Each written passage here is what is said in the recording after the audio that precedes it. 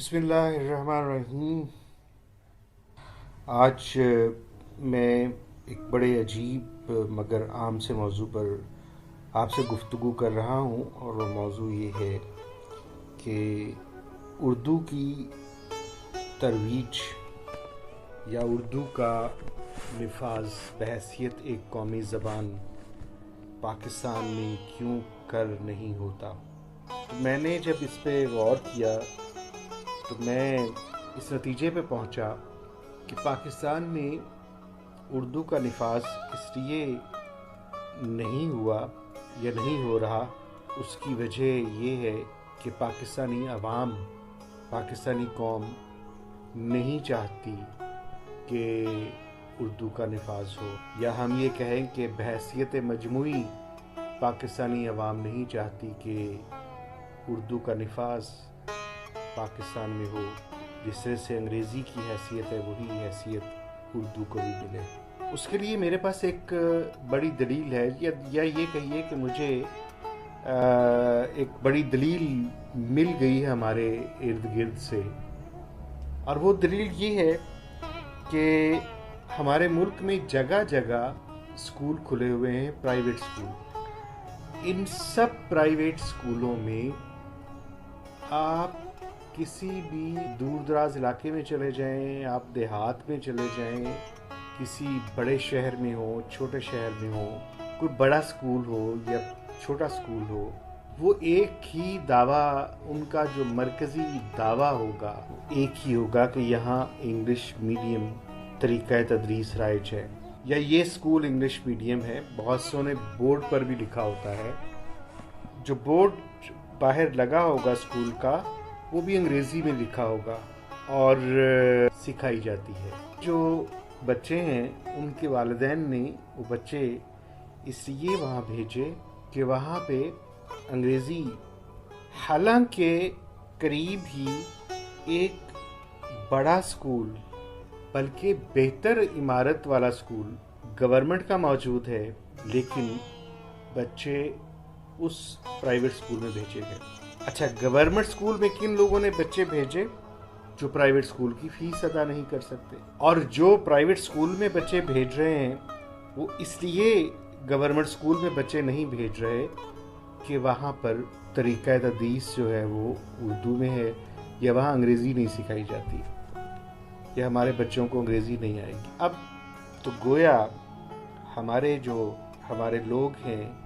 وہ پرائیویٹ اسکولوں میں، چاہے چھوٹا ہو یا بڑا ہو، 2 کمرے کا ہو یا 100 کمروں کا، وہ اس لیے وہاں پہ بچوں کو بھیجتے ہیں کہ ان کے بچے انگریزی سیکھیں۔ اب وہ کیوں مجبور ہیں کہ انگریزی سیکھیں؟ وہ چاہیں یا نہ چاہیں وہ انگریزی سکھانا ضرور چاہیں گے اپنے بچوں کو، حتیٰ کہ وہ علاقے جہاں پہ بسنے والوں کی زبان اردو ہے اور نسل در نسل وہ لوگ اردو بول رہے ہیں، ان علاقوں میں بھی انگریزی سکھانے کی کوشش ہوگی۔ والدین چاہیں گے کہ ان کے بچے انگریزی سیکھیں۔ اب وہ کیوں چاہتے ہیں؟ اس لیے کہ وہ مجبور ہیں۔ وہ اس لیے مجبور ہیں کہ انہیں پتہ ہے کہ اگر انہوں نے اپنے بچوں کو ڈاکٹر بنانا ہے تو انگریزی کی ضرورت ہوگی، اگر انہوں نے اپنے بچوں کو فوجی افسر بنانا ہے تو تب بھی انگریزی کی ضرورت ہوگی، اور اگر انہوں نے اپنے بچوں کو سول افسر بنانا ہے تو تب بھی اچھی انگریزی کی ضرورت ہوگی، حتیٰ کہ اگر اچھا ٹیچر بنانا ہے تو تب بھی انہیں انگریزی کی ضرورت ہوگی۔ اور میرا یہ جملہ تلخ ہے لیکن حقیقت پر مبنی ہے، اور یہ لمحہ فکریہ بھی ہے کہ جن ٹیچرز کی انگریزی اچھی نہیں ہوگی وہ پھر اردو ٹیچر بن جاتے ہیں۔ تو اب عوام کی یہ مجبوری کیوں ہوئی؟ یہ مجبوری اس لیے ہوئی کہ ہمارے جو پالیسی میکرز ہیں ان کا تعلق ایک مخصوص اشرافیہ سے ہے، ایک مخصوص گروہ سے ہے، جو پاکستان میں اکثریت میں نہیں، انتہائی اقلیت میں ہے۔ اور یہ وہ اشرافیہ ہے کہ جن کے اگر ہم پیچھے جانا شروع کریں تو ان کا ان کے جو جڑیں ہیں وہ ہمیں انگریزی دور تک ملتی ہیں۔ انگریز کے زمانے میں جب انگریز یہاں آیا تو انگریز کے جو لوگ حاشیہ بردار بنے انہوں نے پہلا لبادہ اتارا، انگریزی لبادہ پہن لیا، پہلی زبان چھوڑی، انگریزی زبان اختیار کر لی، حتیٰ کہ اپنا کلچر بھی انگریزی ہی اختیار کر لیا۔ انگریزوں نے ان کی توہین کرتے ہوئے انہیں پگڑیاں بھی پہنائیں، فرق پیدا کرنے کے لیے کہ انگریزی لباس انہوں نے پہنا ہے، ایک انگریز اور ایک مقامی بندہ، اس میں فرق آئے تو اس نے پگڑی پہننے کے لیے کہا۔ اب جب پاکستان بن گیا، بلکہ پاکستان بننے سے پہلے ہی یہ اشرافیہ افسر تو بن چکی ہوئی تھی۔ یہ انگریز جو اپنی حکومت چلاتا تھا وہ اسی اشرافیہ کی بنیاد پہ چلاتا تھا، اور یہ لوگ جو اس زمانے میں جاگیردار وڈیرے سردار تھے، ان کے اوپر جنہوں نے انگریزوں کی اطاعت کر لی اور انگریزوں کے خلاف جو بغاوت کرتے تھے ان کا ساتھ نہیں دیا، بلکہ باغیوں کو مروانے میں پکڑوانے میں اپنا کردار ادا کیا، تو انگریزوں نے اپنا پورے فوائد ان لوگوں کو پہنچانے شروع کر دیے، جس کی ایک مثال یہ ہے کہ جب انگریز دورے پر جاتا تھا اور مختلف جاگیرداروں کے ہاں، تو وہ سیدھا سیدھا کہہ دیتا تھا کہ جی دوڑا لو اپنا گھوڑا زمین پر، اور جتنی دیر تک تم دوڑا سکتے ہو زمین پر گھوڑا، اور اس دوران میں جتنی زمین ہوگی وہ تمہاری ہوگی جس پر تم نے گھوڑا دوڑایا ہے۔ انگریز کی اپنی تو تھوڑی تھی زمین، اس کے باپ کی تھوڑی تھی، وہ تو عوام کی تھی۔ یوں پھر انگریز نے اپنا افسر بنانے کے لیے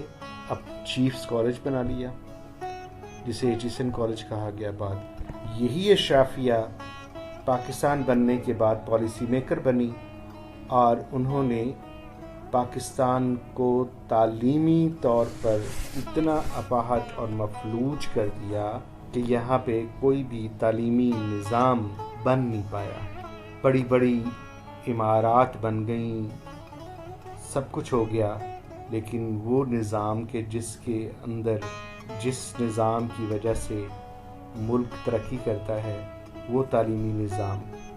وہ اشرافیہ یہاں نہ بنا سکی۔ اس کی وجہ یہ کہ ان کے بچے باہر پڑھتے تھے، انہیں کوئی فکر نہیں تھی، انہیں کوئی ضرورت ہی نہیں تھی کہ یہاں کی عوام کے لیے ایک نظام بناتے۔ ان کے بچے باہر پڑھتے تھے یا ایچیسن کالج میں پڑھتے تھے، اور ایچیسن کالج سے ہی نکلنے والے آگے پہ رول کرتے رہے اور نظام بنتا گیا، اور انہوں نے ایسا ڈر پیدا کر دیا کہ اردو اگر نافذ کی گئی یا اردو کو دفتری زبان بنایا گیا یا اردو کو اس طریقے سے اپنایا گیا جیسے بڑی قومیں اپنی زبانوں کو اپناتی ہیں، تو پھر شاید پاکستان ترقی نہیں کر پائے گا۔ حالانکہ ہمارے سامنے دنیا کی مثالیں موجود ہیں۔ کون سا ایسا ملک ہے کہ جس نے ترقی کی ہو دوسرے کی زبان کے اوپر، یا حتیٰ کہ انگریزی کے اوپر جس نے ترقی کی ہو؟ آپ جرمنی کو دیکھ لیں، آپ جاپان کو دیکھ لیں، آپ رشیا کو دیکھ لیں، آپ چائنا کو دیکھ لیں، آپ کوریا کو دیکھ لیں، آپ جتنے بھی یہ ملک ہیں سب نے ترقی کی ہے اگر تو اپنی زبان میں کی۔ تو ہمارے ہاں اردو کا نفاذ بحیثیت ایک قومی زبان اس وقت تک نہیں ہو سکتا جب تک کہ ہماری اشرافیہ نہیں چاہتی کہ اردو کا نفاذ ہو، اور اردو کا نفاذ اس دن ہو جائے گا جس دن ایچیسن کالج کے باہر بورڈ لگا ہوگا، اور جس بورڈ پہ لکھا ہوگا کہ یہاں اردو میں تعلیم دی جاتی ہے، یا یہاں اس ادارے کا ذریعہ تعلیم اردو ہے۔ اس کے علاوہ اور کوئی حل نہیں ہے، اور ہم جتنے مرضی سیمینار کر لیں، جتنی مرضی ہم اجلاس کر لیں، ہم جلوس نکال لیں، تحریکیں منا لیں، ہمارے حکمران جتنے مرضی بیانات دیتے رہیں، اردو کا نفاذ اس وقت تک نہیں ہوگا جب تک اشرافیہ نہیں چاہتی، یا